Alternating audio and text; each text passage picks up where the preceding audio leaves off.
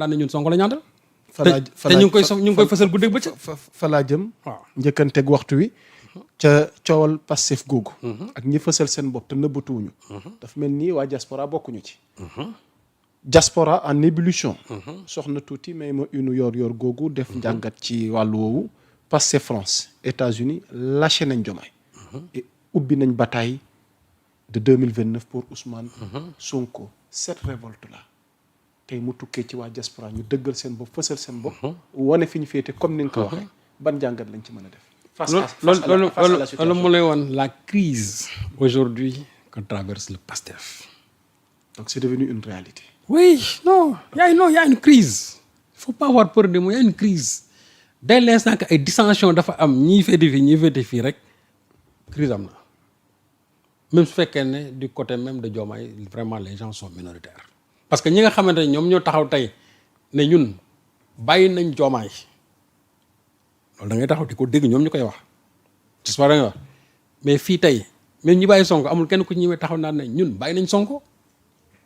alors tam jaaxal na ma de. Voilà le problème c'est-à-dire que ñi nga xamante ne ñoom nee nañ Diomaye lañ féetal te warut ñoom ñi mu ñoo taxaw ne ñun bàyyi nañ Ousmane Sonko mais ñi nga xamante ne ñoom nee nañ Sonko la ñu àndal am nañ sañ-sañ ñoom taxaw ci penc mi daal ne ñun bàyyi nañ Diomaye te moom la waa Pastef France def en disant que ñoom dañu war renouveler sax seen bureau parce que actuellement nii gis nañ ne y a une crise qui est en train de traverser le Pastef. te xam nga crise yi lu ci neex mooy yaamu sax. daf lay mën a permettre nga réorganiser wu. man loolu laa moo tax ma ne affaire bi métti na mais c'est bénéfique pour le Pastef parce que ça va permettre au Pastef de se réorganiser ñu xoolaat maintenant les compétences yi nga xamante ne ak les hommes de confiance yi nga xam ñoom la war a teg ci yenn postes yi. maintenant du côté des États-Unis xam nga ñu sax dañu def Pastef États-Unis en réalité te loolu y a quelqu'un qui m'a interpellé et j'ai vérifié ce n'était même pas le Pastef États-Unis mais c'était le mouvement Africa je crois First ñoom seen bopp. ñoom ñoo dirigé woon affaire bi. Ils ont même dit que waa Pastef États-Unis dañ leen certains d'entre eux je crois à travers xawma le consul gars yi ils voulaient leur mettre des bâtons dans les roues. pour ñu organiser affaire bi il m'a montré tout ça autorisation yu ñëwoon lépp pour faire leur manifestation. mais donc ce qui veut dire que nit ñi ñoom déjà dañu nekk ci benn posture boo xam ne ñoom jàpp nañ ne Diomaye sera présent en 2029. ñoom aussi léegi ñu ne. ñun nañ commencé suñu bataille dès à présent fësal suñu bopp nous ouvrons la dynamique de la candidature de Sonko en 2029. daas fanaana. waaw comme que déjà il y a la coalition Diomaye 2029 parce que man boo déggee maanaam Diomaye 2029 man loolu ci ñoom laa ko déggee.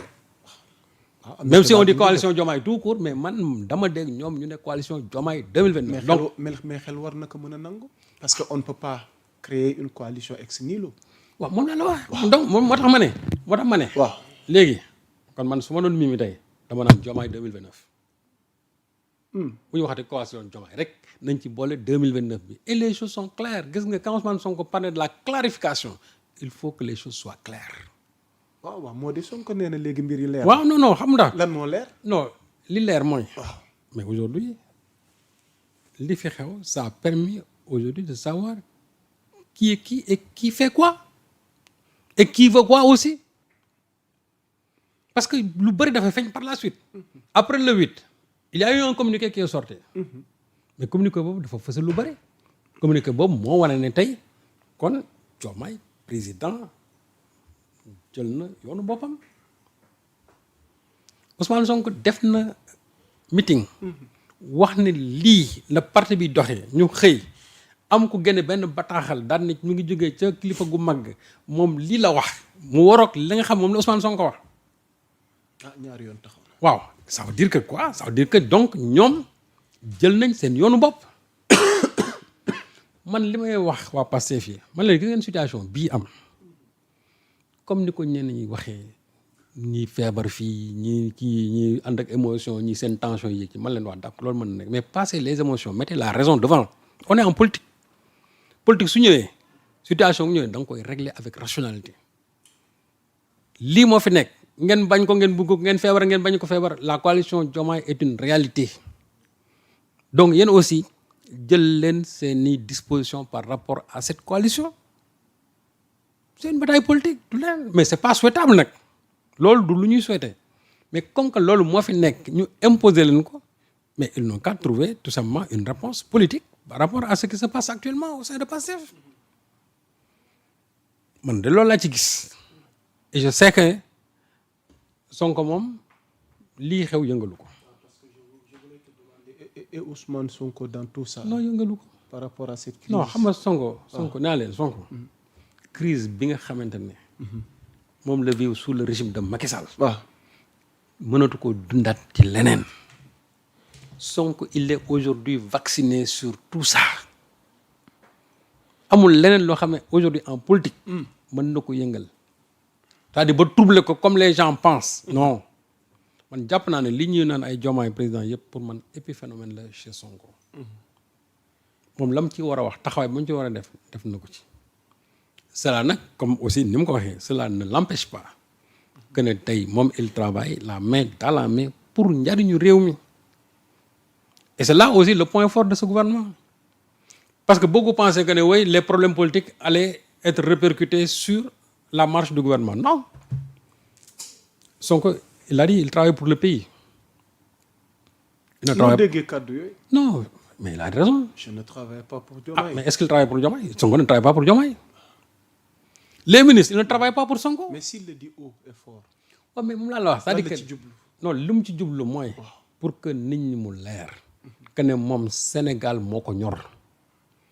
président Bassirou Diomaye Faye tey bu taxawoon lu mu war a wax. mooy man Sénégal laay liggéeyal. Diomaye ñi mën naa taxaw ne man Ousmane laay liggéeyal moo xam mooy jawriñ moo féete ñëpp kaw. mais tey moom bu doon wax daan man Sénégal laay liggéeyal. waaw c'est comme président bi tey bu taxawoon wax loolu mais ñi nga xam ne ay jëwriñam li ñuy wax. ñun Sénégal la ñuy liggéey mais ci seen ndigal c'est-à-dire sous ton autorité. et Sonko laa di man li may liggéey moom c'est sur la vision du comment dirais-je de Diomaye. et ce sera versé dans le mandat de Diomaye. mais Sénégal la ñuy liggéeyal fii koy liggéey askan wi ngay liggéeyal mais liggéeyoo pour Diomaye. il ne travaille pas pour Diomaye. Bon, on a voulu dramatiser ça en disant oui Sonko li mu wax encore c'est comme s'il mais loolu mooy dëgg. est-ce que Sonko ne travaille pas pour Diomaye non. Diomaye ne travaille pas pour Sonko non. Diomaye travaille pour le Sénégal. Sonko travaille pour le Sénégal mais sous la vision et l'autorité du chef de l'État. te cër boobu nag dafa koy jox chaque jour ba mu mat sëkk lépp lu muy wax. da ciy wax ci ndigalu président Diomaye. il ne manque jamais de respect wala mu bañ ko jox wàccuwaayam fu mu toog lu mu wax dana ko jox wàccuwaayam moo tax ñiy toog toujours di wax naan Sonko respecté wul Diomaye ñoom loolu ñoom la concerné mais Sonko li mu seex ak Diomaye te wax na ko mi ngi ci guddi ak bëccëg te dinañ ci am ndam ci li nga xam ñoom moom la ñuy liggéey. parce que nag les gens pensaient que way Sonko du dootul liggéey da nga mën a am non Sonko il a une responsabilité ci lii am fii tey da ci am responsabilité daf ci am tey responsabilité. waaw donc moom ci wàllu boppam. tey daf ci war a am taxawaay boo xamante ni pour la réussite de ce projet. c'est lui qui a désigné Diomaye. c'est lui qui est à la base de ce projet. donc c'est une autorité c'est une responsabilité morale et même politique kooku tey. mënuñu taxaw mu ne day va croiser les bras déedéet du ko def. nee na du ko def de. non da ko warul sax. nee na luy defar Sénégal du ci tàggu kenn. mais da ko warut ma ne la. guddeeg bëccëg Sénégal ci boppam. moo ko teree nelaw. te man xam ci lu ma leer. il dort à des heures impossibles. à des heures je dis impossibles. il travaille à la primature il travaille chez lui. il continue son travail chez lui.